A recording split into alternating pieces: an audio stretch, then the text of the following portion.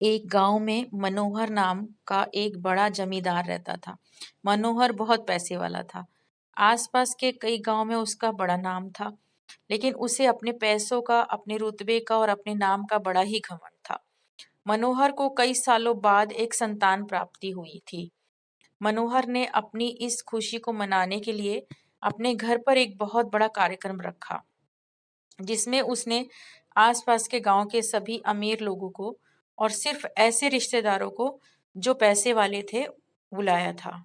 पास के ही गांव में मनोहर की सगी बहन अंजलि भी रहती थी। क्योंकि इन दिनों उसकी आर्थिक परिस्थिति कुछ अच्छी नहीं थी, इसलिए उसने अंजलि को इस कार्यक्रम में अब तक नहीं बुलाया।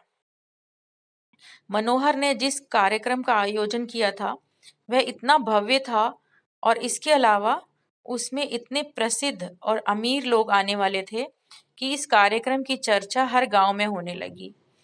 यह खबर अंजलि तक भी पहुंच गई।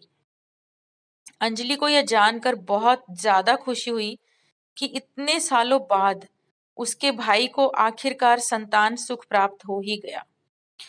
बहन ने सोचा कि भाई गलती से उसे इस बारे में बताना भूल गया होगा, और अपनों को भला कोई न्योता देता है क्या। भोली बहन ने अपने भाई के यहाँ उस कार्यक्रम में जाने की तैयारियां शुरू कर दी। जिस दिन वह कार्यक्रम था उस दिन अंजलि सुबह सुबह ही अपने भाई के घर जाने के लिए निकल पड़ी।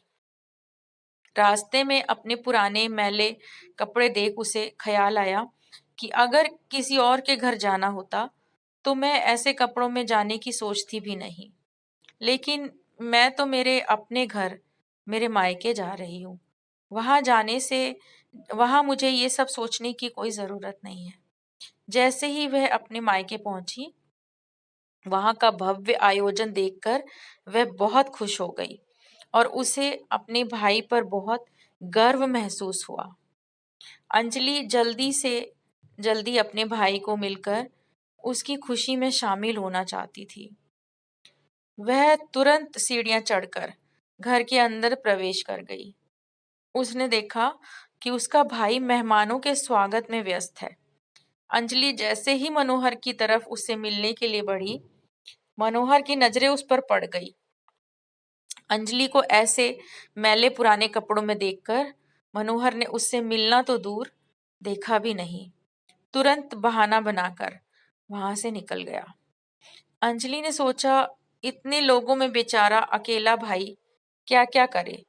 जरूर उसे कुछ काम याद आया होगा, इसीलिए वहां से चला गया होगा। अंजलि बाद में अपनी भाभी से मिलने गई। भाभी ने उसका स्वागत किया और उसे खाना खाने के लिए आग्रह किया।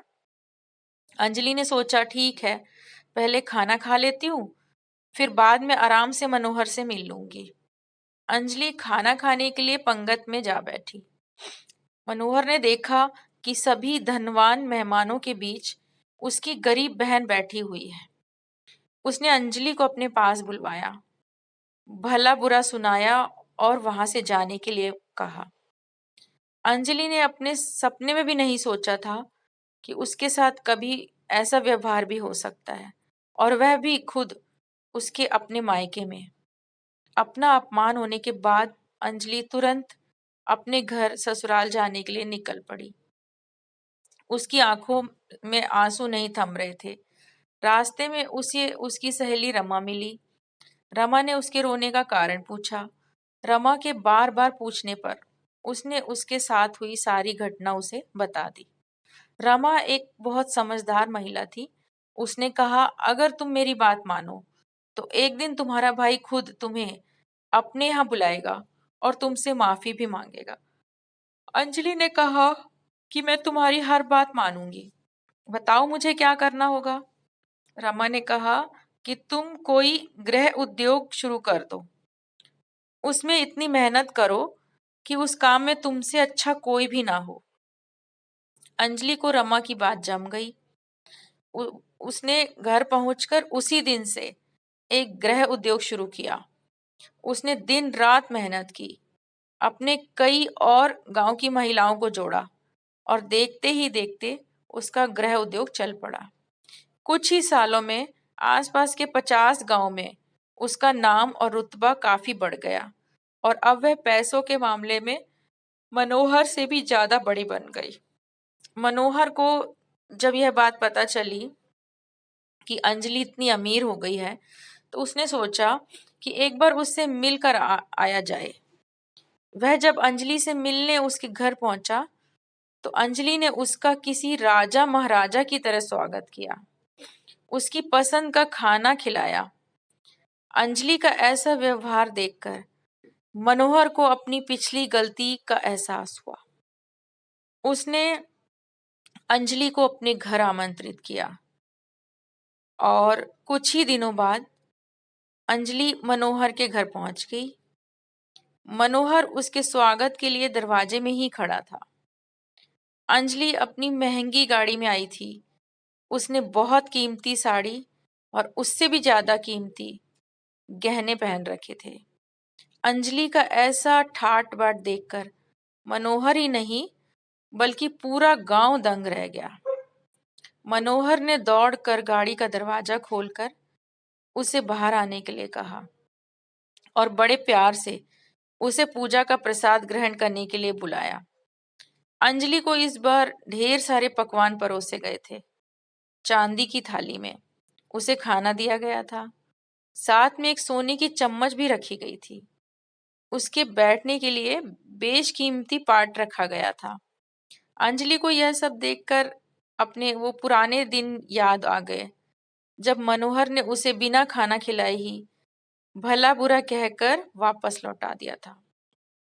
अंजलि खाना खाने के लिए तो नहीं बैठी, लेकिन उसने अपने सारे कीमती जेवर उतार कर उस थाली में रख दिए और खाने में से कुछ निवाले गहनों पर रख दिए।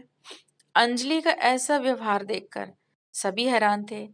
किसी को समझ में नहीं आ रहा था कि अंजलि ऐसा क्यों कर रही है। आखिर वह क्यों उन जेवरों को खाना खिला रही है।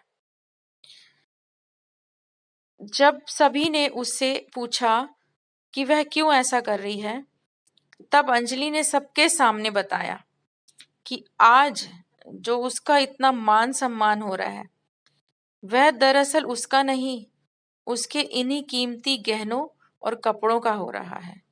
क्योंकि मैं तो अभी भी वही पुरानी जमींदार की बहन ही हूँ। अगर कुछ बदला है तो वह मेरी परिस्थिति है, मेरे गहने और कपड़े हैं। मनोहर ने अंजलि के पैर पकड़कर माफी मांगी। अंजलि जो पहले भी अपने भाई से निस्वार्थ प्रेम करती थी, उसने मनोहर को माफ कर दिया।